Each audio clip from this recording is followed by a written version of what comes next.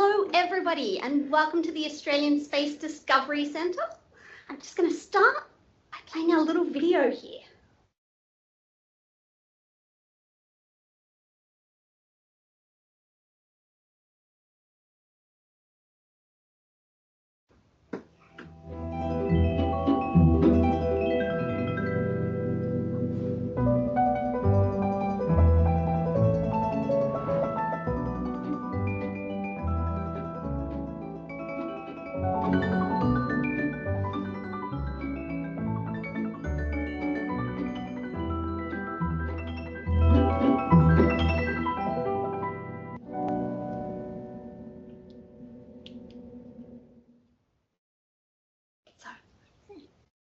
All right, so before we begin, we would like to begin by acknowledging the traditional owners of country around Australia and the Kaurna people of the Adelaide Plains to which we come to you today from. And we pay our respects to elders past, present and emerging and extend that respect to any First Nations people who may be joining us today from near, far and wide. So, what are we all here for? We are here to observe the moon. It is International Observe the Moon Night, which is an event that was started by NASA with their Dark Sky Network, but it has since spread all around the world. It's why it's now called International Observe the Moon Night, because they're acknowledging that all around the world, people are looking up at the moon tonight, and we're reminding ourselves of why it's important, not just from a space nerd point of view, but culturally. The moon's part of all of our stories. It's something that we all connect to. And wherever you are from around the world, the moon may have a different name. We've got here some of the names, some Indigenous names from around Australia. This is actually a copy of one of our exhibits here in the Discovery Centre. We have this as a mural up on the wall of our gallery. And so as we talk about the moon, we want to remember where we've come from, what we know about the moon, what our ancestors knew about the moon, and how it goes forward from here. When we talk about the moon, I was going to say, and if you are interested in knowing, well, what about the others? There's 50 words online. If you go to this QR code, you can actually link in to see all the different, well, not probably all of them, but a gamut of different words and languages that are used to say moon. I mean, obviously up here we have English from Great Britain, which is moon, lunar, Latin, ancient Rome. These are our more familiar words that we're used to. But Guang from the Wiradjuri people of New South Wales, Wallara from the Wadjuri people of WA. So I highly recommend that you have a look at this QR code, and it not only shows you, but there's also an audible so that it can actually play for you how these words are pronounced from different First Nations people around Australia. And for myself, when I was listening to it, it's actually a little bit inspiring. It adds an extra element to connection to the moon when you listen to this. So I highly recommend you check out that QR code. So, welcome to the centre, as we've said. Welcome to the broadcast today. My name's Catherine. I am an astronomer by trade, though I'm also a space communicator here at the Australian Space Discovery Centre and a space engineer. So I have a lot of hats that I wear on different occasions. Tonight I'm here as an astronomer and space communicator because I want to chat to you all about the moon. We love it. It is one of our favourite things and it's really important to everybody on this earth. Introduce yourself, Belle. All right, so as I said, I'm Belle and I have an arts production and broadcasting background in community programs. And I am here from a moon-loving perspective of the Australian Space Discovery Centre and our moon night tonight. I actually had a colleague who said, what will you be doing for the night? And I said, I'm going to be doing the moon. And they went, oh, you love the moon. And I very much like that the people know that about me. I am a very proud Cook of the Kaurna woman. So on many elements, I look forward to growing and learning and sharing this experience with you all this evening. So yes, a lot of wow. So please, there will be no silly questions because I will lead the charge, I promise. So to start off, I wanted to ask everybody a question. What's your favourite memory of the moon? Now, Kerry's just smiling smugly at me. She's our space historian, so she's got stories from way back when dinosaurs ruled the Earth, and NASA was sending spacecraft to the moon. They're probably her favourite, I would guess. But as you think about what your favourite memory is, also try and remember what made it so special that it's your favourite. Was it that you were with people you love? Was there a special event taking place? Were you in a magical spot on the world? Were you up in space looking at the moon? Not me, but maybe we've got an astronaut tuning in tonight. Who knows? It's a pretty good night for it. Now, my favourite memory of the moon comes from 2002, when I was a young little uni student, and my friends and I road tripped across Australia from Sydney, where I grew up, over to Ceduna, which is here in South Australia, and we went to see a total solar eclipse. And so you're looking at that photo, and yeah, you think that's a photo of somebody in the sunlight, but the moon is there. It's what's blocking that little crescent. That's the sun, not the moon. The moon is the dark spot blocking out the sun. And that day was a total solar eclipse, when the whole of the sun disappeared behind the moon. And it was sitting on the beach in Ceduna, watching the sunset, and the sky went dark, and suddenly it was chilly in the middle of the afternoon, and the birds went quiet, and it was just a couple of hundred people on a beach, cheering like crazy because the sun had gone out. And so that's my favourite memory of the moon. What about you? All right, so my, am I on? I'm not sure you are. No, I'm not. You might have to come and lean on my microphone. There we go. Am I, is it, will it, am I? You are being picked up online. I am? Excellent. So my favourite memory of the moon, this is actually not a photo that I took, but it is a reference. I went to Vietnam during NAIDOC week in 2023, and little did I know that it was going to be the supermoon. And I was in Hoi An, which is a town of lanterns. And as I went forth to go explore, during NAIDOC week, I jumped into this a wee boat going down the canal, and they said, here's all the lanterns, you can make a wish. Now, my mother has never been overseas. She's never left Australia, and we've just travelled around because my father was in the army. So I FaceTimed her, and I said, Mum, you have to look at this. Check it out. So while I'm FaceTiming Mum, that's why I don't have photos, because it was all FaceTiming her. And I got to show her, and we made a wish with the lanterns that they gave me for my, I think it was 100,000 BND. And I sat in the boat, and we made a wish, and we put it into the water as we just looked at this ginormous, it was the biggest I'd ever seen in my life, this huge red moon that just took up a quarter of... Your battery must have gone.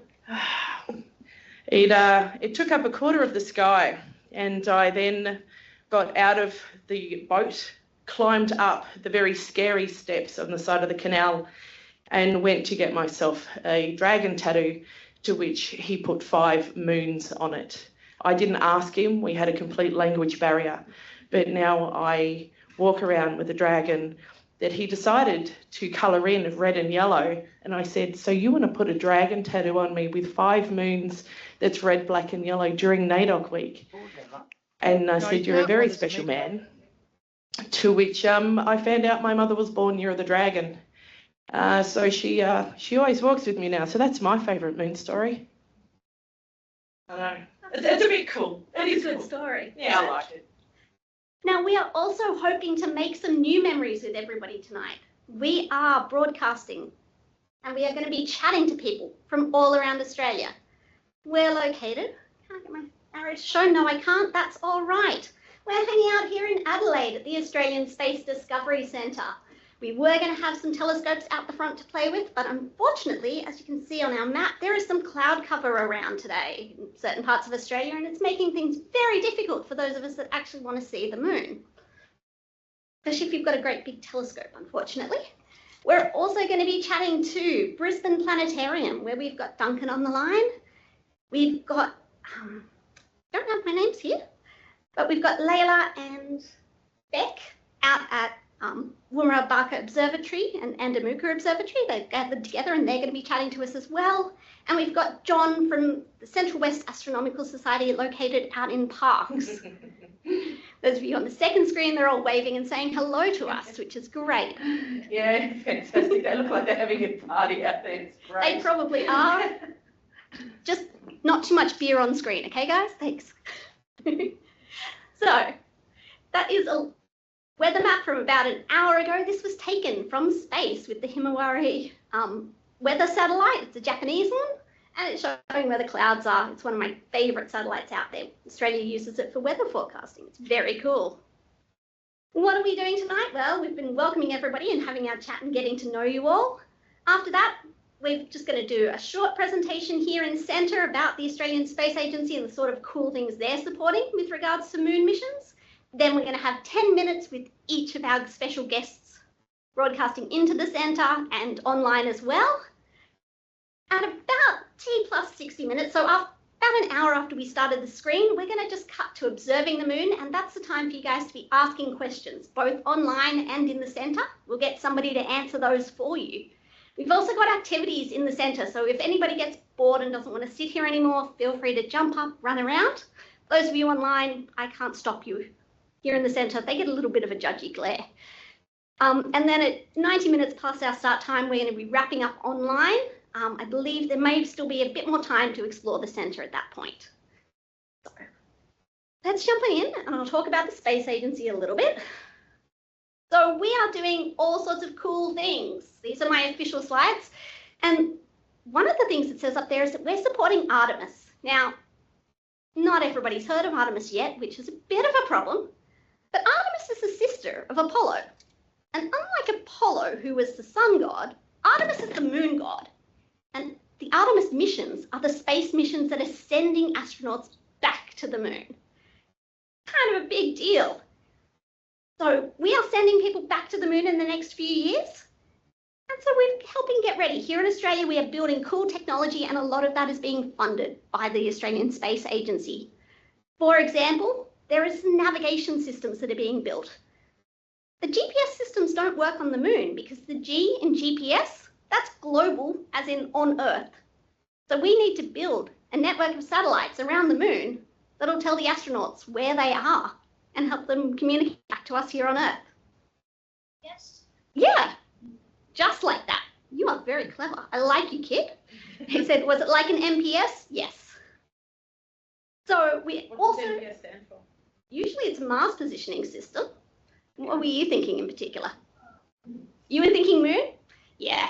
Often we hear lunar because, as I said, lunar is like the Latin version of moon, which makes it sound more fancy. We use old dead languages. We don't even know if they pronounced it lunar, as I'm saying today. We're moderately sure, but, you know, because that is one of those words that people kept using, as opposed to a lot of the other weird ones like pants. Nobody knows how to pronounce pants properly in ancient Latin. So we're also building new communications stations. Australia had a big role in the Apollo missions, chatting to the moon. We had the big dishes that chatted to the moon, that provided the communications, that provided the TV footage that we all saw. Well, not all saw, I wasn't there, but I saw the videos that people recorded of it. We're also doing communications. And my favourite is this last one, the Spider, that's being built by Fleet Space Technologies, because they're cute little spidery machines, but actually they're seismographs. They're measuring moonquakes. We can't call them earthquakes on the moon because it's not Earth. Another one of those things that you don't think about until you're stuck with it. And you're like, hang on, moonquakes. We know that there are Marsquakes. We're pretty sure there's moonquakes as well. And so we want to be measuring those to make sure that, you know, there's no cave-ins that affect the surface of the moon. Or maybe in the future, we'll go exploring the caves on the moon because there are lava tunnels that would be really fascinating to explore. First of all, we want to make sure things are steady, that there's not any moonquakes happening. Other things that are going on is the iLaunch research group, which is a bunch of universities that have all come together to work on space research. They're doing all sorts of interesting things. One of the things I found out recently is that they're building a cool outreach program that's going to be visiting a whole bunch of remote schools across Australia and bringing experts to chat to them in person as they drive across Australia. Going to get all in a bus, I think. Might get smelly.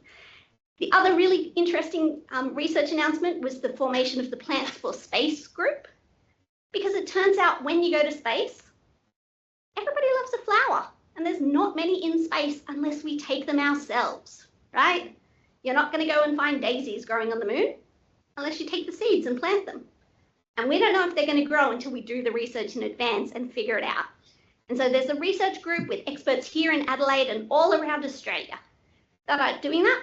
In the centre here, we have an exhibit about plants in space, and you can see some of the ideas that are going on with that. Just to mention. Yeah. Just to mention, the Apollo mission actually grabbed some regolith. Regolith is the name of lunar soil, and they brought that lunar soil back to Earth and tried to grow plants in it. This is normally where I say, do you think it did or do you not? I can tell you that it did actually grow, but it grew as though it was in a hostile environment. So that is why it's so important that we continue to do this kind of stuff. But the moon has so many different elements within its soil, within its regolith, that it makes it even more so fascinating. Yeah, one of the problems with regolith is that it's like glass. It's really fine little pieces of really sharp bits, and that makes it hard for seeds to want to grow because their roots are pushing through sharp, nasty things. So it's tough work. That said, there has been a plant grown on the moon. China landed a mission on the moon that had a little plant, and it sprouted and looked quite happy for a little while until it was dark for 2 weeks, and that doesn't do good things for your plants. And it turns out on the moon, your day is 2 weeks long, and then you have night for 2 weeks. And it gets very, very cold, very, very dark. Plants don't like that much. They should have sent mushrooms. They'd probably be better. Actually, they still like warm. So the moon is not a great place to be unless you're doing lots of extra research. Now I'm going to jump. So what would a moon mission look like? I'm going to get my friend Sia up here to jump and chat to us a little bit more about Artemis, because he knows all the deets more than I do. I've also got a clicker if you want it. Awesome, thank you. Hi, my name is Sia. I'll be talking about the Artemis missions a little bit. I think you guys have covered a lot of the details, but basically it is the sister program, the follow-on to the Apollo mission. So we're taking humans back to the moon for the first time in over 50 years. So it's very, very exciting. Now, one of the main things about the Artemis program, which is a little bit different, and the main differentiating factor between Apollo, is that we actually want to set up a long-term lunar community on the moon. So it's a worldwide effort by all of the space agencies across the world. And as part of that, we want to learn what it's like for humans to be in a off-planet scenario like the moon for long term. So there's a lot that we can learn. Right now, we've got astronauts in the International Space Station, but that's protected by the Earth's magnetic field and a little bit of atmosphere. So things like radiation, we haven't really had to deal with that much for long term. So setting up a base is going to be really, really important in learning all of these things. Another thing they mentioned was the regolith. And so regolith is very, very hard to work with. It's electrostatically charged, which means it sticks to pretty much everything up there. And so what they actually found with the Apollo program as well was that the regolith would get into the pressure seals of their suits. It would kind of ruin anything that they sent up there. And so developing ways that we can actually manage the regolith is a really, really big challenge for us at the moment. And so what's Australia doing as part of this? So we've announced Australia's very first lunar rover, very Australian name, Rover. Now, Rover is, first of all, obviously a test of Australia's capabilities, putting us at the forefront of the space industry. Now, Rover has a really important mission, and that's to help with the research of lunar regolith. Now, it's going to be collecting some lunar dust and transporting it to another NASA piece of equipment, which will try and figure out if we can actually extract oxygen from the lunar dust. Now, obviously, oxygen, if we're sending astronauts up there, If we can extract it on the moon, we can breathe it in, hopefully. But also, oxygen is one of the main ingredients in rocket fuel. And so the hope is, if we can actually use the resources on the moon to make things like rocket fuel and use that regolith for other things like building, well, then we're going to have a self-sustaining sort of community. Now, if we can actually develop this rocket fuel on the moon, then we can use the moon as a base to launch into deep space. For example, sending people to Mars. And so it's kind of the gateway to Mars, using this sort of technology to see if we can have a multi-planetary species.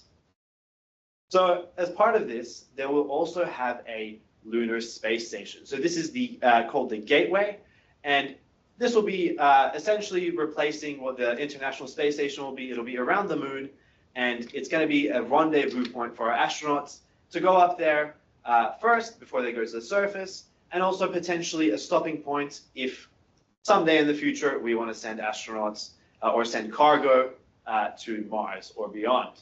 Now, there's also the in-space refueling. So this is just one of the concepts of what refueling things in space might look like. So one of your rockets is going to have your fuel on it. The other is going to have the cargo that you want to send deeper into space. And so this is really key because we're not going to have to send up all the fuel from Earth to get to Mars or to get to the moon. We can actually get enough fuel to send us to orbit, making it a little bit cheaper to send things into orbit and then refuel from there. And that way we can go much deeper into space. And so this is some concept art of what that might look like. So we are a long, long way away from a Mars or a colony in space that looks anything like this, but it's just some of the ambitious concepts that we have. I don't know, Sia. Some of these kids look pretty clever. They could start designing these things for us. That's true. That is very true. By the time we've got the rockets to get stuff there, their designs will be good to go. Absolutely, absolutely. So here we can actually see two examples of what the landers for the Artemis program might be. So SpaceX is designing one of them with the Starship human landing system. That one's very exciting. It's going to be a 100% reusable rocket. So making it much, much cheaper to send things into space.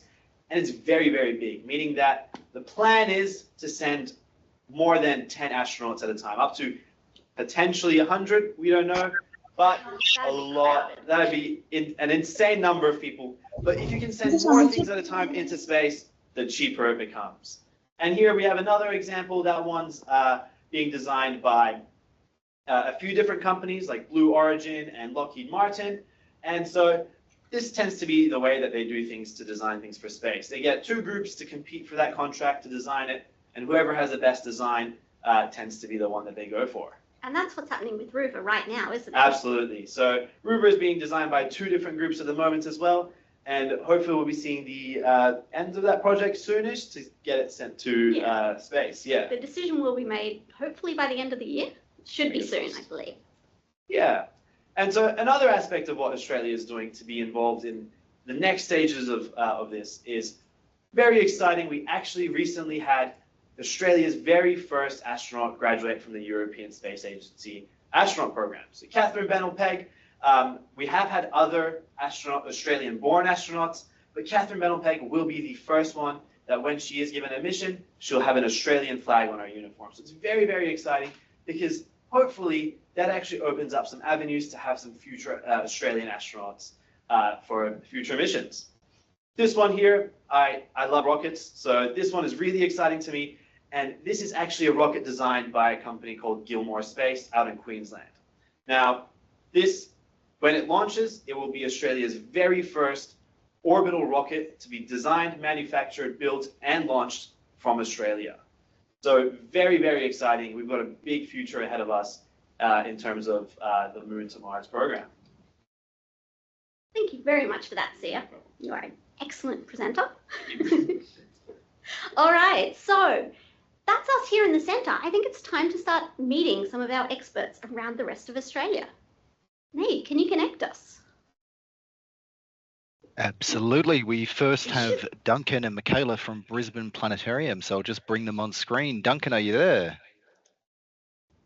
I am indeed. Good evening, all. Can you hear? Yes, we can hear you, Duncan. It's nice to hear from you. Well, You have a wonderful view there. Yes, so I have to say this is the first time we've done anything quite like this, so this is feeling away the technology, and I'm really glad that so far it's working well. Any hiccups, they're entirely the idiots in control here. So I love the discussion on names, and I really love that 50 words link to the moon. So I've opened that and we'll have a good look and listen to some of those Australian Indigenous names and their pronunciations later on. That's fantastic. My name, of course, Duncan, an old Scots name. It comes from the Gaelic meaning that bloke outside looking up at the sky, you know. Now, where are we? We are at the Sir Thomas Brisbane Planetarium in the Mount Cootha Botanic Gardens in Brisbane. Of course, it's a Brisbane City Council facility named after Sir Thomas Brisbane himself. And he, of course, was an early governor of the colony of what was then known as New South Wales, and the man who first built a serious astronomical observatory here. So we owe a lot to him in various ways. The night is looking absolutely beautiful and delightful to see it having cleared. I looked at the Himalaya 8 image earlier, and it was very promising. So yes, we've got a lovely night ahead of us, I think. We're here using a very 21st century technology and a way of bringing people together through Teams and the internet and so on. But I'd like to cast our minds back. No one has a memory of this. There's no oral histories of it as such. But let's think about, you know, the moon. You see the moon in the night sky. It's a really small object, and although my dad used to say it was as big as a dinner plate, all you need to do is hold a pencil at arm's length and you will hide the moon from view. To the naked eye, it's just you see changing phases, you see some big dark markings, but not a little else. Now, I'm going to give a few images here. So there's a beautiful crescent moon image that I took about 13 years ago from this observatory here. You see nothing. We're still seeing the view from the telescope. You're still seeing the view. Okay, now I went to image sharing, screen sharing. I thought, let me try that again. Hiccups, it's the idiots in control. We all know what computers are seems, like. Okay, it seems I have to click the share button twice or something. I'm not sure. So if you hit the share button once, it should open up a system tray. And then you just need to select which window you'd like to share there, Duncan. The screen. There we are. It's the idiot in control. There we go. So that's a video that I've brought just in case it was cloudy tonight. The crescent moon. We all know and love it. We don't see this detail by eye, of course, but what you do see by eye is the Earthshine, the reflection of light from our own planet onto the moon. And you need nothing more than your own eyes to be able to view this. Of course, telescopes, and the early telescopes from the 17th century, were really of poor quality, and the details were hard to make out, and you wouldn't have got this fine a view. Now, Galileo is often given quite a bit of credit for being one of the first, or the first, to look at the sky with a telescope, but we find that English astronomer Thomas Harriot left what I know as the earliest known record, and it was this simple sketch of the moon from, let's see, 1609, July the 26th, in the old Julian calendar. It doesn't show very much, you might think. It looks a little bit odd, but let's compare it to a modern stellarium simulation. And if you can see that, they are of the same date, pretty much the same orientation. He's not got quite the positioning right, but I don't know, can you see my mouse pointer? We can see that. Good. And it's So, a very good image. yeah. So what have we got here? We've got the Sea of Tranquility here, over there. We've got the Sea of Fertility. It's that one. Even a sense of a couple of extensions there, which you've kind of got around that crater.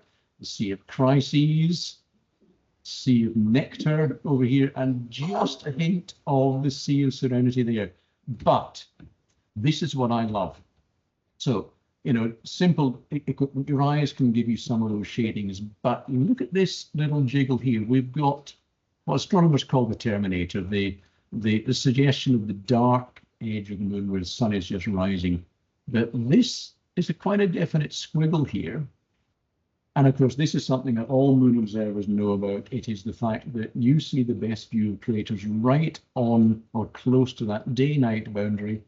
And it's these three craters here, Theophilus, Cyrillus, and Katharina, two of my favorite craters on the moon. So way back, Harriot has given us a sketch that is not great in its draftsmanship. Galileo was arguably better, but he's right from the off has used that facility of looking at the terminator and noticing some fantastic detail. I had to adjust this date in sterarian, by the way, for the Gregorian calendar, which we moved to a little bit later. And so if anyone wants to repeat this, you need to add about 10 days to July the 26th, 1609. Now, of course, it's not possible to see any of the details of Apollo sites from here on Earth, but there's plenty to see by eye or with optical aid and binoculars, telescopes. It's all good. Now, on the basis that maybe all sorts of levels of knowledge and experience watching this, and I hope there is, let's make it clear that the moon is perfectly safe to look at with a telescope, unlike the sun. It is very bright when it's near full, and it will spoil your night vision for a few minutes, but you'll come to no harm whatsoever. But the other thing is, use that trick when I had scouts visiting the observatory that I worked at. When you've got a whole bunch of teenage boys that get too excited and it's right near the full moon, you get them looking at it through a telescope, ruins their night vision, they can't get into any trouble for about 5 minutes. Right, okay, lovely. I'm not going to personally recommend that, but there you go. But the second thing is, it is an ever-changing appearance. So here we've got a crescent moon. Right side, the Earth shine there. You might think that any crescent moon looks the same as any other, but it's not the case.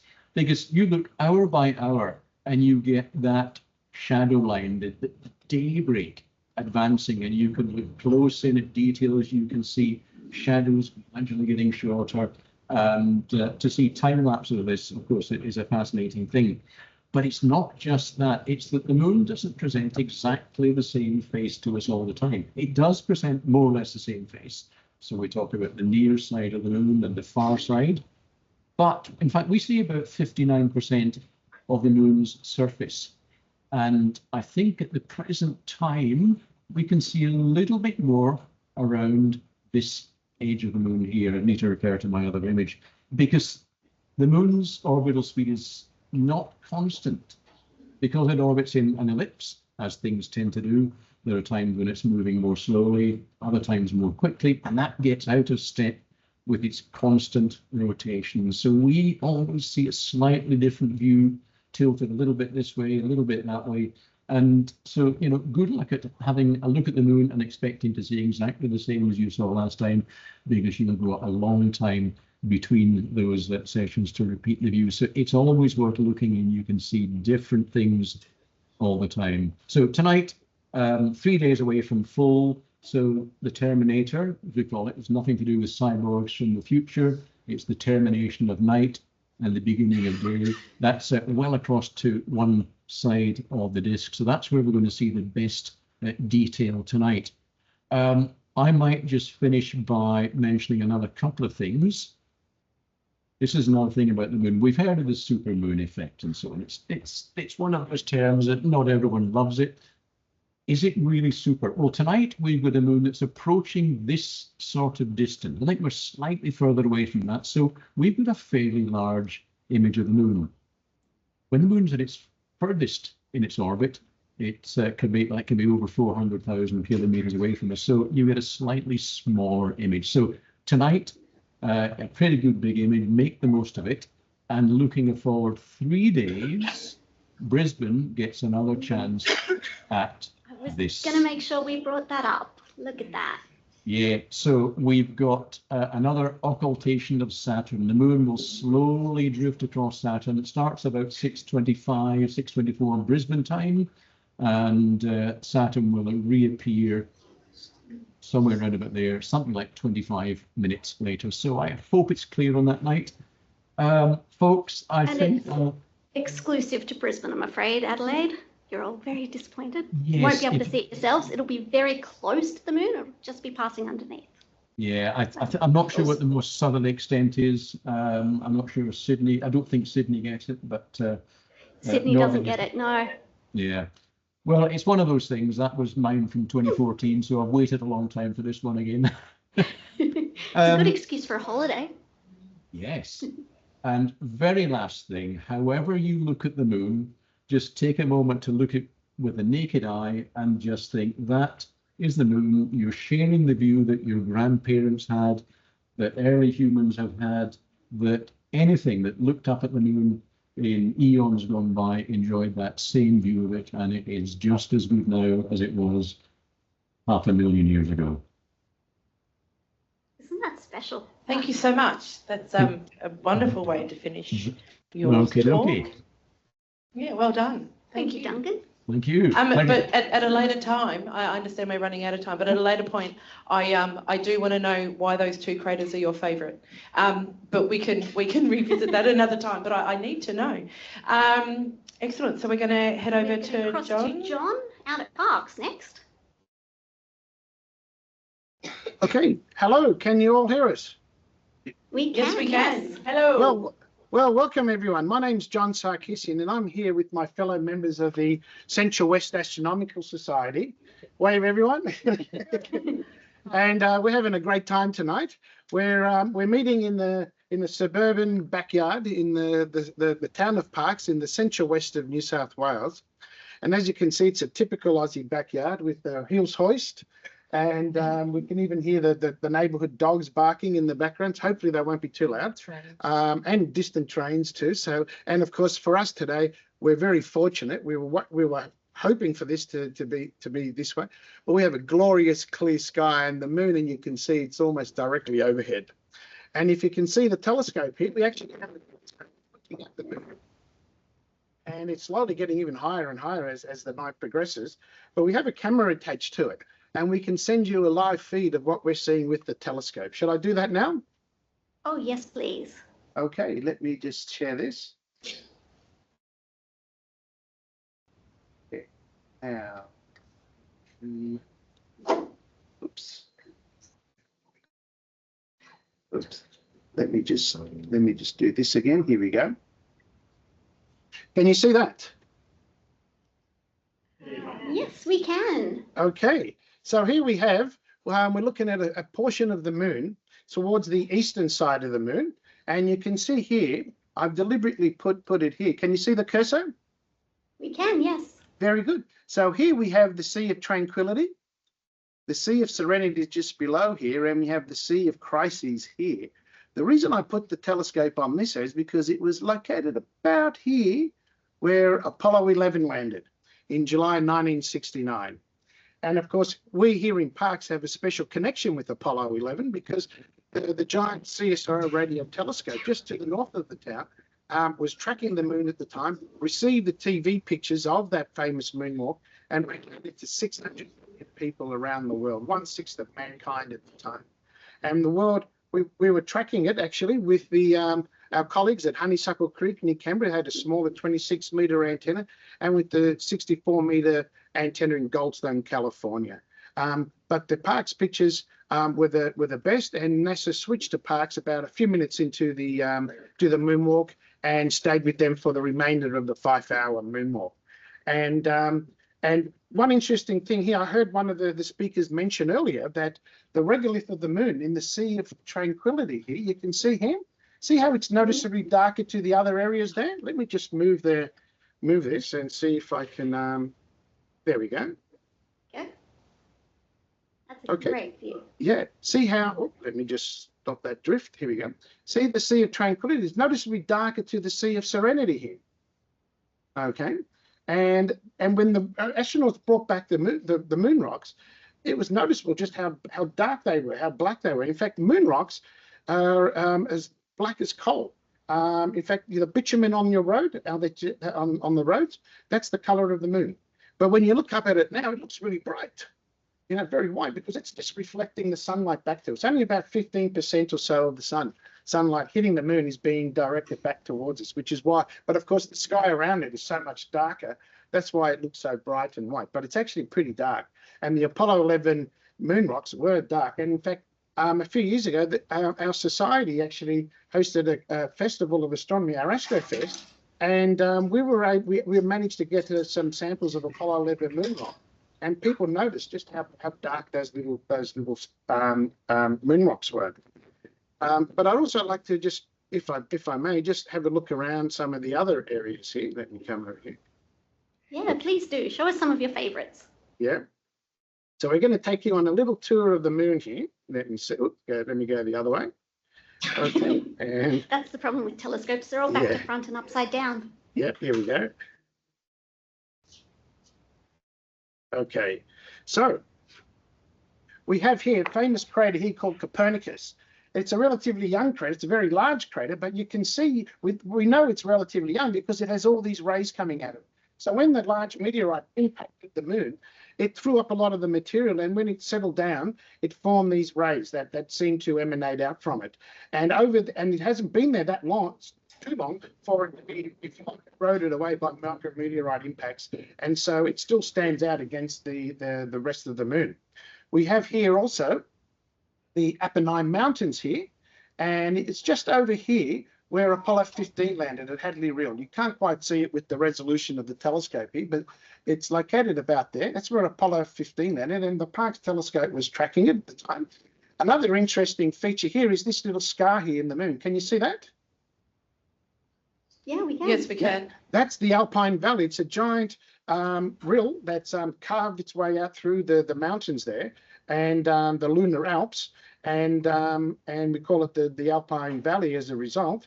And it's really one of the more prominent ones, a little rill that goes through the center of it. So when you look at it at high resolution, it's really quite fascinating. We also see these other little craters here that seem to have the lava flow into them and cover them. And some of these, like this one here, which is, I think, Archimedes here, is almost flooded. So that there may have been a nice crater there, but when the lava flowed out in a period of volcanism about 3 billion years ago, it came out and then covered that part of that covered the crater, but just left the outer rim. So it's like a ghost crater, and you see a lot of those around the moon. But the things that really stand out with the moon are the dark areas and the light areas. Over here you can see this here is the North Pole of the moon, not very heavily cratered, but if we were to go across here to the south, there's a lot going on over there.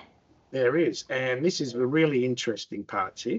So these are what we call the highlands. They're the really heavily cratered. They're the oldest parts of the moon.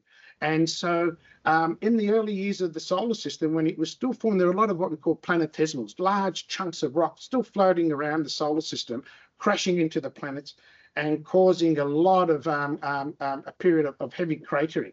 The Earth was cratered just as much as the moon. However, we have an atmosphere, so all those craters have been eroded away, and they're mostly all gone.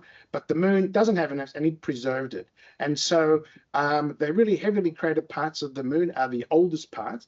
The flat areas, the seas, the mare, they're more recent. They were formed when a period of volcanism, usually probably when a period of heavy bombardment by small asteroids and so on, cracked open the moon and the lava came out and flooded the surface and formed these smooth areas. We know they're younger because by the time they formed, there weren't many of these big rocks floating around the solar system smashing into the moon. So we can get a relative age of the surface. So the heavily cratered parts are the oldest parts, the smoother parts are the younger areas, and we can get an absolute date for these regions because the astronauts went to the moon and brought back rocks, and we're able to date it. So the heavily cratered parts of the moon are over 4 billion years old, And the mare, the seas are around 2.5 to 3 billion years old. Okay, so that's really fascinating.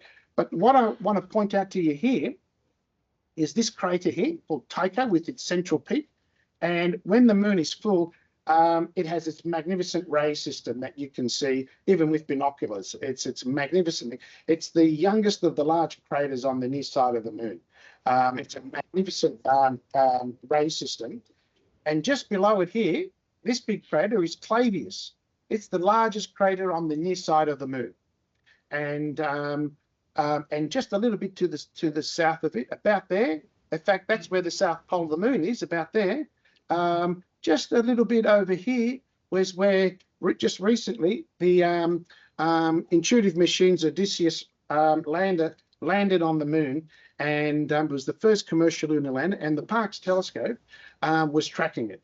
And when we did track it, we were able to receive the signals and show the world what it was like. And we actually helped, if you like, salvage the mission and make it a success, because unfortunately it hit the moon a little bit too hard.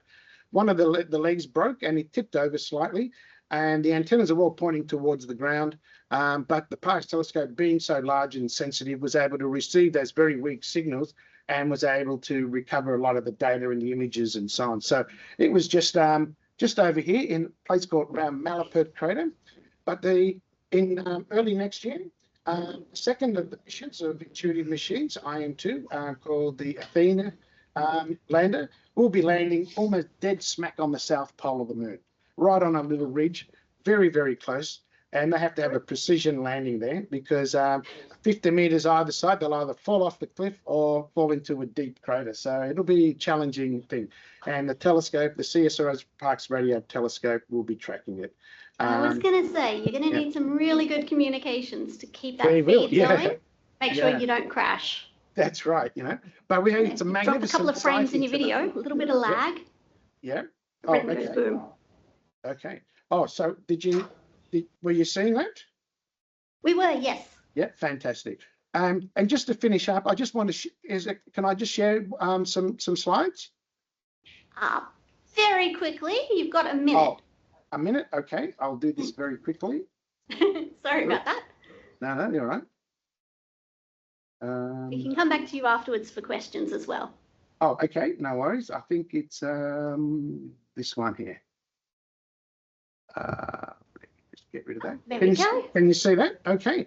Well, with us here in the Central West Astronomical, so we like to bring astronomy to the public, and we have regular public viewings, and we actually had one last night at Charles Sturt University in Orange, and this was some of our members. We set up telescopes out at the campus there, and oops, there we go, and we were able to and when the sun see Venus setting in the sky behind the campus, and that was us there. I was actually dressed up as Galileo. And the reason for that is because I'll show you shortly. So this is some of our members with the telescopes, and immediately onto the moon. And the reason I was dressed as Galileo, because we have here, I don't know if you can see it, a replica Galileo telescope. It's as close to Galileo's original telescope that he built in 1609, with which he was able to observe the moon for the first time and describe what he saw. And these are some of the drawings. It's not very impressive compared to these new ones, but look at what he did. It's amazing that he saw anything at all. But it has a tiny field of view, and I think because of that, the size of the craters relative to the moon, when he drew them, were exaggerated and so on. Look, we can come back for some more later on, but I'll finish it there. And so it's a pleasure being involved. Always go out and look at the moon. It's one of the most impressive sights. And here today in the Central West, we're all rugged up here, as you can see. It is a bit chilly, but it is. We are having a great night, and the moon is looking magnificent. So thank you very much. Chilly nights are the best nights for astronomy. Thank you so much for that, John. Thanks, John. That's all right. So now we're going to go over to Woomera Baker and Andamooka Observatory, who have joined forces tonight. And we're going to say hello to Beck, Layla and Conan, I believe. Hello, team. Hello. Hey, how's it going? Yeah, good. Hello. Hi. Hello. Hey, guys. We're doing really, really well tonight. Unfortunately, our cloud front came in a bit early, So we do have a bit of a view of the moon, but it's looking a little bit fuzzy. I quite enjoyed John's tour of the moon, so we're going to go a bit on a slight story. I don't have any fancy slides or presentations. However, I'm going to tell you a little bit about us and what we do. So for those of you who may not have heard of or know about Woomera, Woomera is located on the traditional lands of the Kokura people in the far north regions of South Australia, but it's on Commonwealth owned land, and within the area it's designated as the Woomera Prohibited Area. The town is approximately 446 kilometres north of Adelaide. In common use, Woomera refers to the wider RAF, Woomera Range Complex, a large Australian Defence Force aerospace and systems training range, and it covers an area of approximately 122,000 square kilometres, and it's operated by the Royal Australian Air Force. So why do we have a telescope? Why am I here? I don't work for Defence. I don't live in Woomera. Well, contrary to common thought, even though some telescopes were used on the base, our little observatory here was actually built for recreational purposes. And I've often told our visitors and people that come here, they ask why. And I sort of go, well, you put 5,000 people together, that most of them are all scientists, guaranteed some of them are going to be interested in astronomy. You put them in an area with absolutely crystal clear skies and little to no light pollution guaranteed, they're going to get their telescopes out. And that's exactly what they did. However, as the 60th anniversary of Woomera was coming up, they all decided to get together. They did some fundraising and got the money together to build this dome and buy the telescope that we have here today. Unfortunately, moved forward a couple of years, being a defence town, became very transient. People come, people go, and eventually everyone that had anything to do with the observatory had moved on, except for one person. He used to come down here on his own. He would open up the observatory for himself. He just happened to be a friend of ours. So we came down here quite a lot, looking at the absolutely magnificent sky that we have, enjoying the galaxies and nebulas that we get to look at. Unfortunately, it came time for him to move on as well, and he approached us and said, would we like to take over? And we said, yeah, why not? And it was simple as that. He gave us the key and we went, okay, cool. We've got this observatory, we've got it here. It's a great little observatory that we could share the night sky and space with the wider community.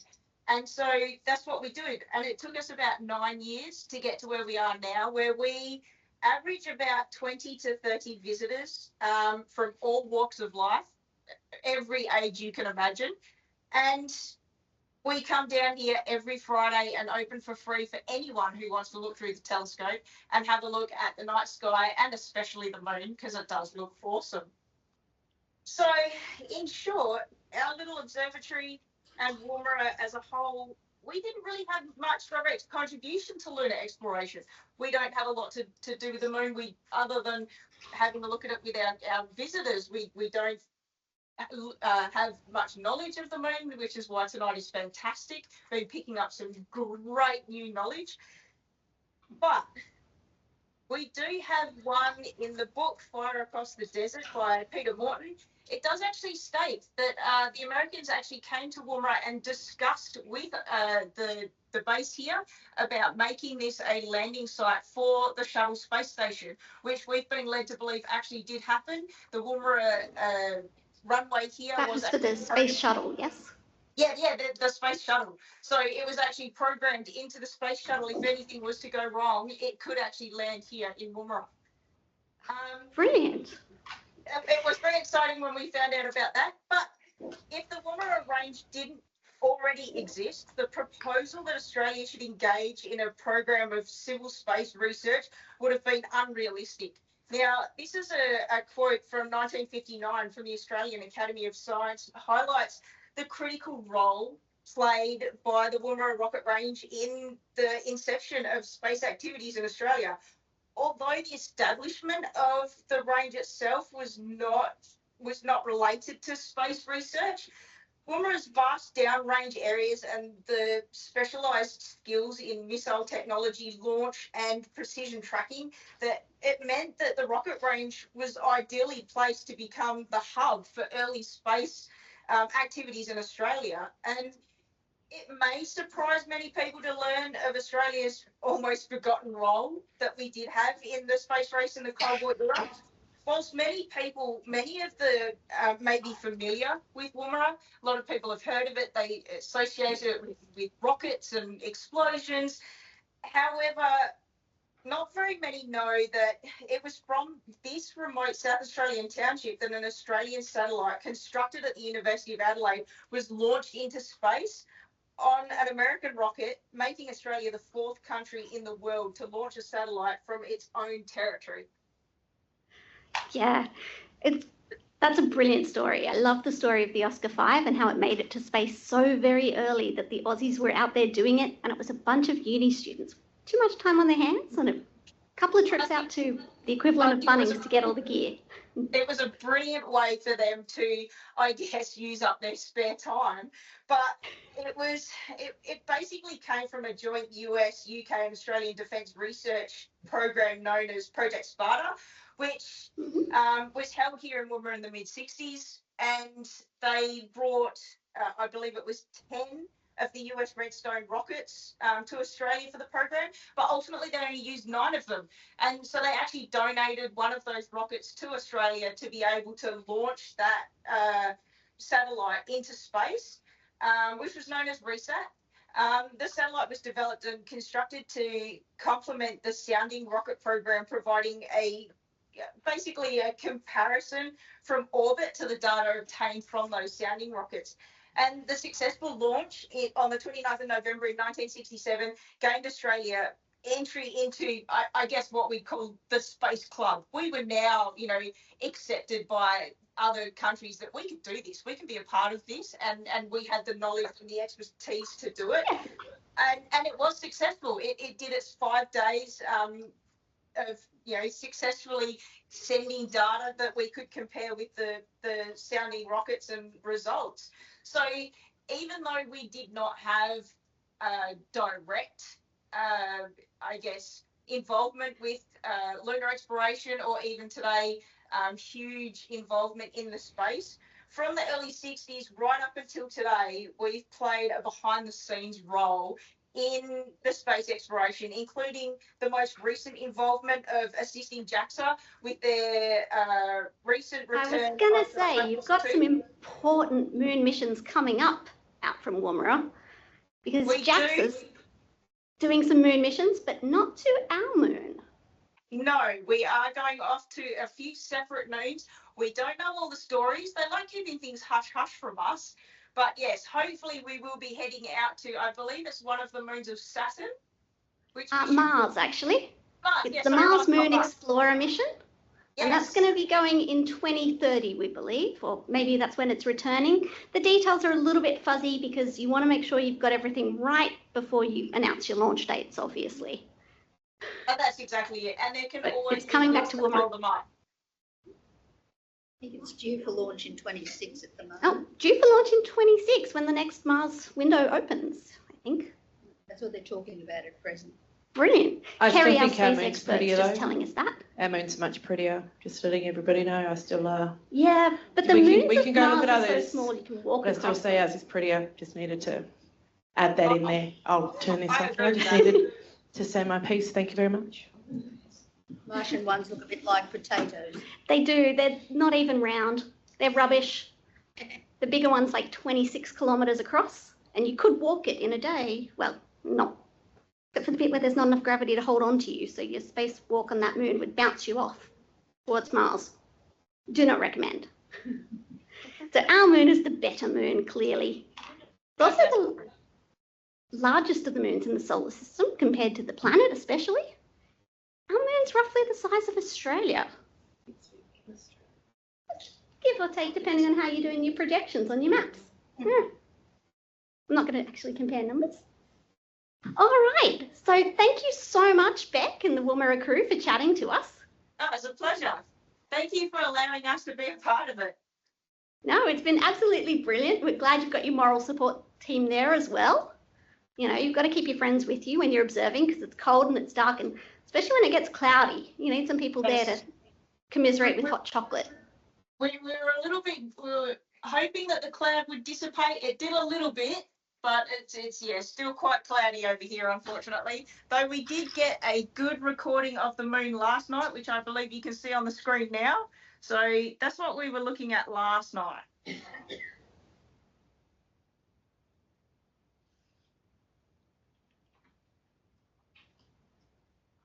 All right. So Fantastic. Thanks so much for that, Beck. No, And crew. all right. So Yes. we're at that 60-minute mark. So we are going to display everybody's images of the moon for another half hour. If you want to hang around and do Q&A with any of our speakers online or in person with us, we're happy to answer any questions that you may have. Or if you're in centre, you can go explore the rest of the Discovery Centre now. So please feel free to jump up if you want to keep going. That's all right. We're going to ask questions and Nate will let us know if there's any questions online. So please ask those in the chat. Somebody has No their hand up questions for a online question. currently, but Duncan Really? does have his He's got his hand up. So I don't know whether he's actually got a question. Duncan may have a question.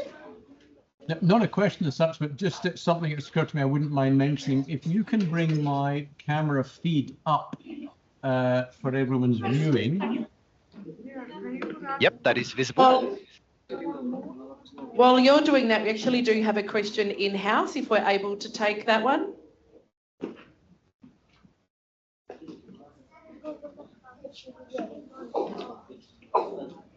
Hi everyone, great work. I was just wondering why the south side of the moon is more cratered than the north. Did any one of our noble guests want to take that one, or Catherine? I'm not sure, actually. Okay, I mean, I can pick that up if you wish, Duncan here. Go for it, Duncan. When we look at the southern portion of the moon, it's actually known as the Southern Highlands. So it's higher ground to start with. The northern region where we find a lot of those dark areas, the Maria, as they're known, or the seas, which were flooded by lava outflows somewhere between 3 and 4 billion years ago. The lower lying areas may well have been cratered before then, but they've been flooded with that great quantity of lava pouring out because of city-sized asteroid impacts. So this coincided with what was around the time of what was known as the late heavy bombardment. So a lot of the major impacts were occurring in that very early period. And there have just been relatively fewer of them in the areas that were covered in lava. So we see the pristine highlands unsullied by lava flows, basically. That makes sense. So it's a little bit like continents where you've got the big mountains, and so we still see all the craters from that, but all the lowlands, they were flooded and smoothed out. And so on the north, it's much more chill. All right. So does the moon have capacity to still spill lava? If not, does that mean that the moon as we know it has actually evolved and changed over the 3 billion years and formed more of just a rock-like surface rather than a more life, I guess, expressing surface with lava and water and all these kinds of things? I'd like to, could I add to that? Just answer that? Oh, absolutely. Go for it, John. Yeah, okay. Well, actually, the moon, when the astronauts visited the moon, they actually left seismometers behind. So whenever anything hit the moon, they could measure they could just measure the moonquakes. And they found that whenever anything hits the moon, it actually reverberates like a gong for days and days on end, which indicates that it's actually pretty much solid all the way through. So a few billion years ago, the moon cooled and the molten interior solidified and made it a lot more solid. So it's unlikely to have like a molten interior the way the Earth does. And the reason for that is because the moon is much smaller than our Earth. So that for its volume, it has a very large surface area. And so it loses any heat that it had very quickly. Our Earth being much larger, for its volume, has a larger surface area. The ratio is much larger. It is much less, sorry. And so it loses its heat much more slowly. And as a result, the Earth has remained molten in the interior as the moon has solidified. It's cooled and it's pretty much solid now. There probably is still a bit of volcanism going on, but it's not this big moon-wide volcanism because of the molten interior and so on as it is with the Earth. It's probably more localized, any volcanism that there is there. In fact, to understand how that might work, you can actually do it when you have a cup of coffee or a hot drink. Next time you do have a coffee or a tea or something, just fill one cup right up to the rim and fill another about halfway, and leave them alone, and come back about half an hour later, have a little sip, and you'll find that the cup that's only filled halfway will be cooler than the one that's filled all the way to the top, because the one that's filled to the top, for its volume, has a much lower surface area, and so it loses its heat much more slowly. It's also the reason why dinosaurs were so big. They're the cold-blooded creatures, so the benefit for them in being very large was that they retained heat, so their muscles would be nimble and so on. But the moon, we think, is pretty much is solid, although there may be some evidence that it's not entirely solid and so on. There is a bit of volcanism still here and there. Some astronomers, when they view it, especially amateurs, they often report bright areas, suddenly bright areas brightening on the moon, called transient lunar phenomena, or TLPs. And in fact, when you see where those areas are and you look at it, it looks like there is some volcanism there. It looks like there's some lava flows and so on, such as the Aristarchus Highlands, Aristarchus Plateau, and other similar areas. And so there probably still is a bit of volcanism there, but nothing that's planet-wide like it is on the Earth. Excellent, thank you. And we have two questions here online. The first one is a relatively simple one, but for Duncan, you may be able to answer it. So one of our participants is asking if they may be able to see Saturn under the full moon on Tuesday if they are located in Cairns. Oh, in Cairns, yes. Certainly the further north you are from Brisbane, at least up to a point, the occultation by the moon will hide Saturn for longer and longer, as the Saturn will pass more behind the central portion of the moon's disk. I'm not sure. I would have to look up to see what the northernmost extent of that event would be. I wonder if I can do that just here. I can bring up Stereo very quickly, but if you want to take another question just now while I look at that, and I'll wave my hand when I have an answer. Copy that.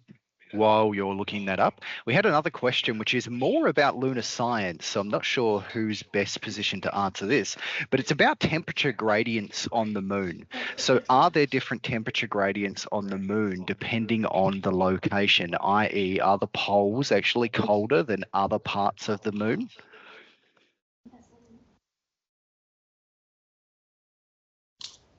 Phil's shaking his head there. Yeah, yes, one reason why the Artemis missions want to land at the South Pole is because the sun doesn't rise very high above the horizon at the South Pole and the North, but particularly the South Pole because of the heavily cratered region there. And as a result, there are parts where there are craters where the sun never shines into and remains very, very cold. And so it's believed that maybe in the past cometary impacts and so on may have delivered water to the moon, water ice, and being permanently shadowed, that water remained there, hasn't evaporated away or sublimated away. And so the reason they're landing at the South Pole for Artemis is they want to be able to, if the water ice does exist in those permanently shadowed regions of the craters of the moon, then they can utilize it and use it, exploit that in situ resources, if you like, to make water rocket fuel, and other things. So that's in fact the reason why they're going to the South Pole, that NASA wants to return, because they don't want to do like short 2 or 3 day sorties on the moon, where as the Apollo astronauts did, only stay 1 to 3 days. They want to go and stay there, form lunar bases, and remain there for in a permanently manned and so on. And so the South Pole, with its permanently shadowed craters, may have water ice there, and they'll be able to utilize that, and it makes it a lot easier, because you don't have to transport all that water from the Earth to the moon, because every kilogram of material you send to the moon becomes very expensive. You need a lot of rockets and so on to deliver that material. If you can use the stuff that's there, even better. Saves a lot of money and a lot more effort. Great answer, John. I think a good example of this is the Shackleton crater, right? And it's tricky when you're looking at building a moon base or a moon location. If you're trying to look at resources, you're trying to find an area where there could be water ice, but you also need a certain amount of sunlight, right? Because the power generation is going to be through solar panels. So you can't be in a location which is too far away from the resources that you're looking to use, right? And you also need quite a good exposure to sunlight in order to generate power. So yeah, really tricky to find a good location. Too much sunlight. Because, of course, you want to look out for the space weather. Any dangerous solar flares could be a problem for the astronauts. So you want to have your base in the shadow, so that they've got a spot to hide from when the weather gets too bright on the sun. Good point. Yep. And Duncan has his hand up again. So, Duncan, how'd you go?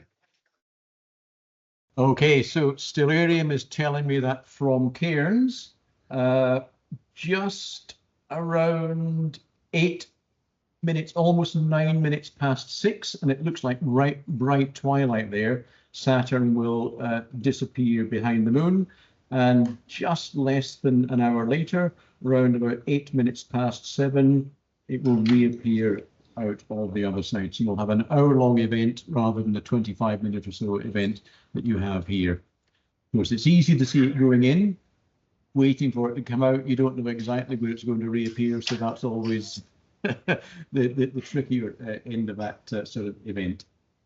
So as an update, we're all going to Cairns for our holiday now next week. Warmer, yes. Well, hopefully it's a bit warmer. It's been very chill in Adelaide today.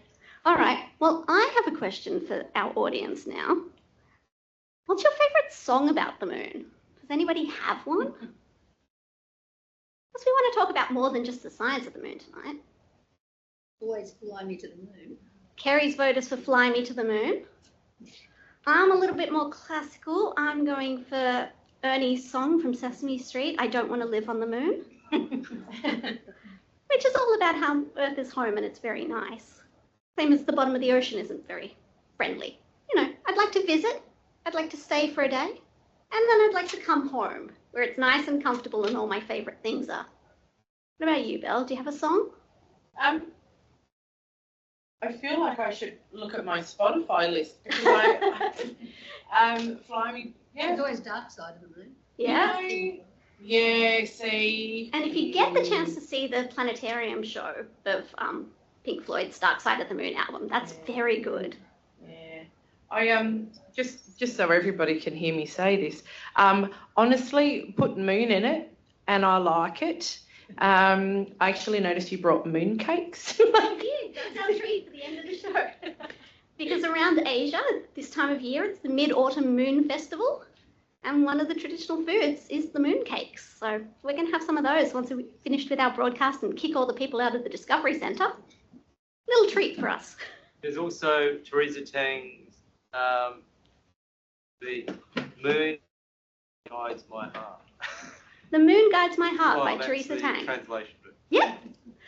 I also used to listen to a song called Mr. Moon by The Brilliant Green, a Japanese band, a lot when I was writing my PhD. The Beatles had Mr. Moonlight. Yeah, Mr. Moonlight by the Beatles. We're coming up with some good tunes here, because we all need a playlist when you're out all night observing. By the Light of the Silvery Moon. By the Light of the Silvery Moon. Actually made a mangled version of that once called By the Light of a Communist Moon. Oh, Kerry, getting political here. Well, it was because the President Johnson made a comment in the early days of the space race that I, for one, will not go to sleep by the light of a communist moon. That was part of the driving And that was the force. driving force of we've got to make sure we get there, of course, before the communists. So, actually heard a really weird Mexican one. Oh, Blue Moon. Yeah, of course. Yeah, Blue Moon. Walking on the moon by the police. Good choice, yes.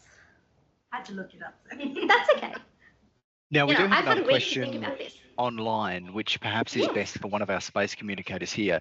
But one of our attendees is asking, is there any advantage or why should we have water ice as opposed to something else? Because obviously, if we are heating it up, we can have liquid water, right? But they're just wondering about the functionality of actually extracting that ice and what it's used for. And maybe while you're answering that, I'm going to wander across to our friends at the Astronomical Society of South Australia and get them to introduce themselves and talk a little bit about the society and the telescope that they've brought in this evening. So I'll leave you to answer that, and then you'll see me back on the mobile feed in a moment. All right, so why do we need water? Well, astronauts need water, right? They've got to stay hydrated. And while we have really good space toilets for filtering all the water, you want to add to those supplies from time to time with something a bit fresher. But again, oxygen is in water. That's the O in the H2O. We want oxygen. We want it's easy to extract from the water. And when you're extracting the oxygen from the water, you're also extracting the hydrogen from the water. And that makes a really efficient rocket fuel as well. So if you were to be using the moon to get to Mars, you got to get that fuel, like Sia was saying earlier. And so collecting the water on the moon, we can use it. Go to the next step. Yeah, we've got a question in the centre. Just for what it's worth, water also blocks radiation. So if you put that on top of something that you want to protect from radiation, then that's also useful. Yeah, it's a really good material for shielding from radiation. I'm not sure we're going to get decent quantities enough for that, but in the future, absolutely. Certainly not at the start, but at the start, that's okay. We're just, trying to find these beginning steps. And yeah, once we've got lots, we can have swimming pools on the moon. Also good for exercise. Actually, yeah, that would be fun. I would go to the moon and go on a fake beach on the moon, Go swimming. Yeah. Yeah, go for a swim on the moon. Only during the day's time of the moon, though, not at night. We'd get way too cold. Or perhaps there could be somebody who thinks of such things to invent a way that you wouldn't need to use such a large mass of water to be able to utilise its properties to be able to do such things as help people with radiation. Yeah. If anybody was so minded, hint, hint. I'm looking at you, yes. Time for some chemical engineering in this place, please. Yeah. I think when it comes to space exploration and growth, it's minds who think outside of squares and bring new ideas and fresh concepts that will end up allowing us even more ability to be able to get to where we want to within the space exploration and industry. So I really appreciate your comment. That was very cool. No, space is all about getting people from different backgrounds together and getting us all to chat about this stuff and come up with these unique solutions. They're changing the view out at Parkes again. That is an excellent move. Oh, wait, no, that's Brisbane that's changing the view. Okay. Right, so I'm over here with Danny from the Astronomical Society of South Australia. Danny, how are you going this evening? Very good. It's a great night to look at the moon. Sorry about the feed. We'll try again. You want to tell us a little bit about the society? Yes, it's an amateur society here in South Australia. You can join, have low rates of students, and we're just a group of people that love the sky and astronomy, and it's a great life, and a lot of evenings under the stars, enjoying the moon as well as the other beautiful objects in the heavens. Wonderful. And apologies for those online, the feedback that we're getting. How many members does the Astronomical Society have currently, roughly? Good question. Somewhere between 500 and 1,000, I think. Wow, okay. But, and how can people get involved if they're interested? ASA is the name of it, Astronomical Society of South Australia, ASSA. Just Google that. You'll find the website for our membership, and there's lots of freebies online. So excellent. it's You do not bad. public viewing nights quite regularly as well. We do. Every month or two we do them at nice dark sites around Adelaide, north of Adelaide, south of Adelaide, Stockport in the north, and Aldandra and other Great. places. Have you ever been up to the Dark Sky Reserve? Yes, it's Yeah? beautiful. Yeah. It's fantastic. So yeah, anyone who's in South Australia, if you want to go up to the Dark Sky Reserve, some of the darkest skies in the Southern Hemisphere, let alone the world, right? Yes. Yep. And so do you want to tell us a little bit about this machine that you brought along? This is just an amateur machine. It's what's called a Schmidt catcher grain. It's got mirrors inside of it. This one's good for planets, but there are hundreds of other types of scopes. Some of them are better for wide field photography. This is a good one for visual, for looking at the moon, planets, and small objects. Great. So I suppose that's probably one of the huge hurdles for amateur astronomers who are just getting started as to what type of telescope they should look at, and you know, trying to actually understand the science behind it as well. So I suppose an organisation like the Astronomical Society of South Australia, you would be able to help point people in the right direction, right? Give advice. I'm waiting on a scope to arrive now from America. It's a Celestron, which is a great brand. It does everything out of the box. You just push the button and it finds where it is. It goes to any object you put on your phone. Great. Yeah, that's It's very the cool. You can easiest control it thing. from your phone too, yeah. It is. It's so easy to learn and use. Now you can just buy a simple telescope. Doesn't have to be very big. Just a $100 telescope, give you a beautiful view. Even binoculars. It's a great way to get started. Great. How I got started.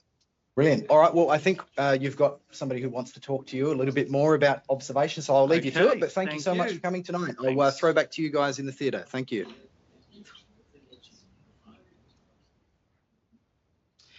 All right, thank you. Very knowledgeable there. And like they said, if anybody's interested, head up the ASA. Lots of freebies and knowledge to share and link in with. Also, every month, as they said, they live stream to YouTube their monthly meeting and the presentations there. It's absolutely brilliant stuff, and it's all archived, so you can come along later and catch up on stuff you've missed. What I've put up on our screen here in the centre at the moment, and possibly online as well, is a map of the moon. This is one that was put out by NASA, and on their website, on that QR code that you can see, it takes you to an actual interactive where you can click on each of those sites and it will tell you about what's happened there. It's got all the landing sites for the different missions, but also interesting details about all of those craters and the seas, the mare on the moon. And so you can have a much closer look.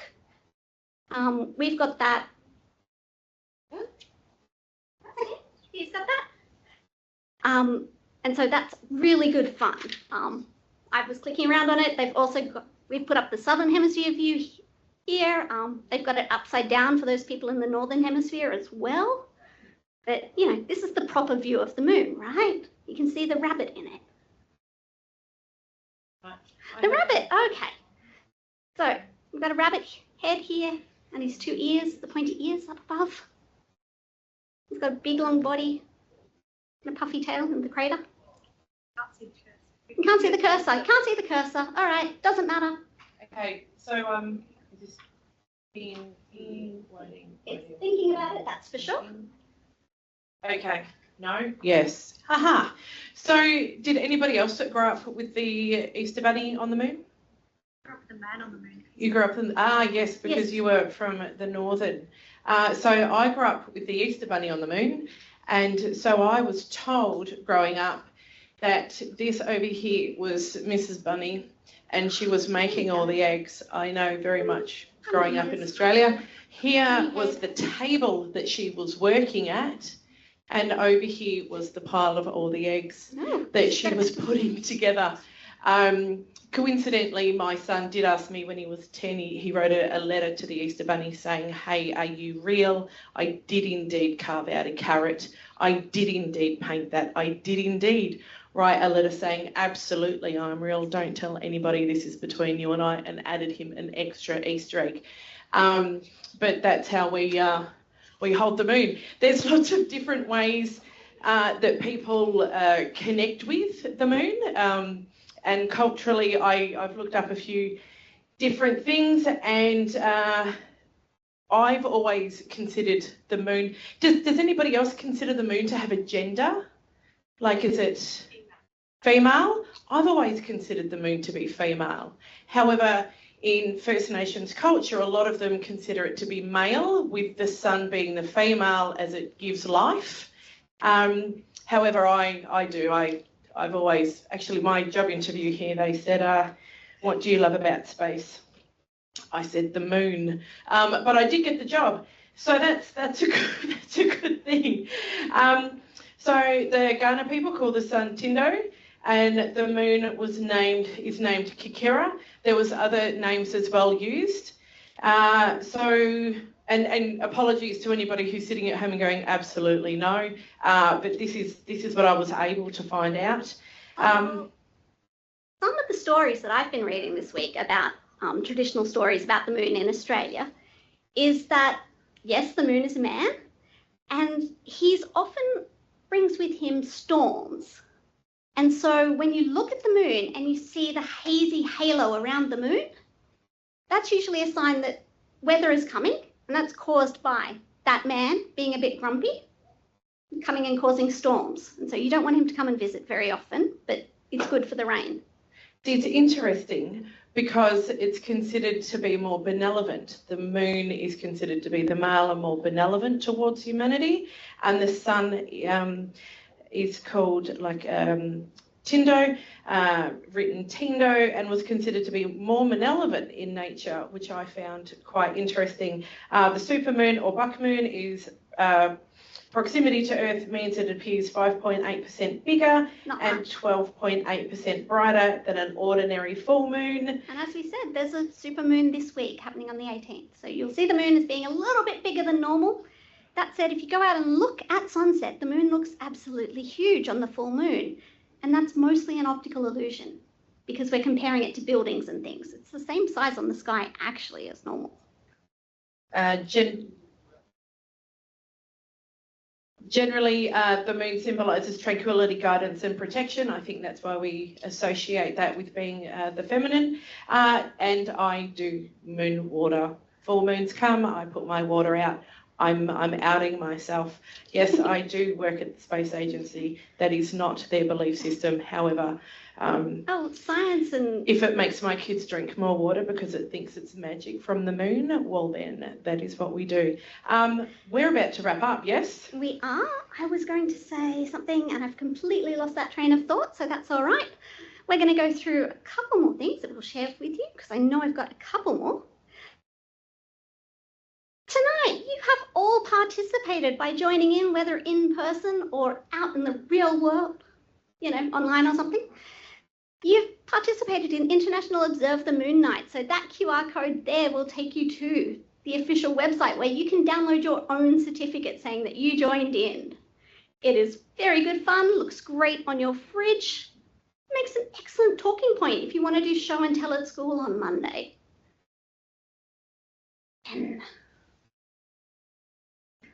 All right, I'm going to have to get you to get my copy of that printed off. Yeah, sure. Fantastic. I love it.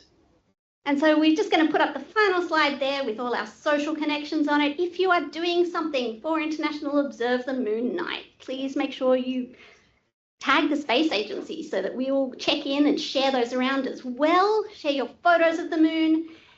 Tomorrow morning at 9 a.m, NASA's Observe the Moon's live stream will start on their YouTube channel on the Dark Sky Network.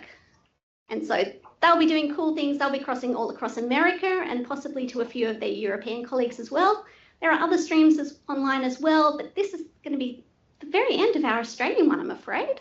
We've had a great time chatting with you tonight.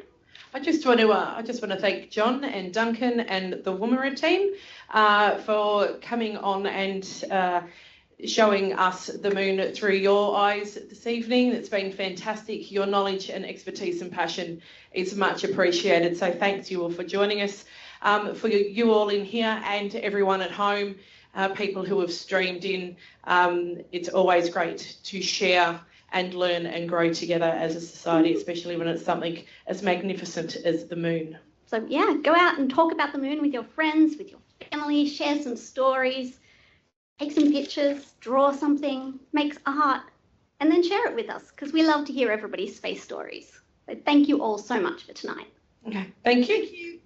Wonderful. Thank you, Belle and Catherine. Please join me in thanking them, our wonderful presenters. And if you would like to get involved in anything space, you can download the Australian Space Discovery Centre's Educator's Guide, which has a bunch of space resources you can do at home.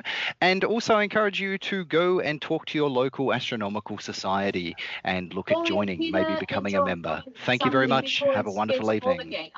Thank you. It was a great pleasure. Thank you, everyone. Look for me.